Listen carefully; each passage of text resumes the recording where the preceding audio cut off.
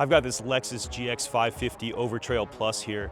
This is actually the wife of one of our customers. After he got his truck lifted, she was a little jealous. She's not going to be off-roading this vehicle at all. She just wanted to fit a bigger wheel and tire package so she could look like daddy. On this Lexus, we chose to go with the new Readylift SST kit.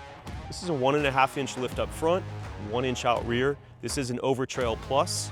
For the non-Overtrail models, they do have a 2.5-inch kit. This is going to allow you to fit a bigger wheel and tire package without having any rubbing, giving you that tough look without a ton of cost. So these Readylift spacers are a real easy way to get your vehicle up off the ground. They're made out of billet aluminum, pretty easy to install. You're going to retain the factory shock package, so if you have the MagneRide or any other special suspension system, it's going to work just like stock. On this vehicle, we went with a 285/70/18, which is about a 34-inch tire. We did have to do a little bit of trimming just because of the wheel offset. These are a little more aggressive, a little lower offset to give it that wide stance.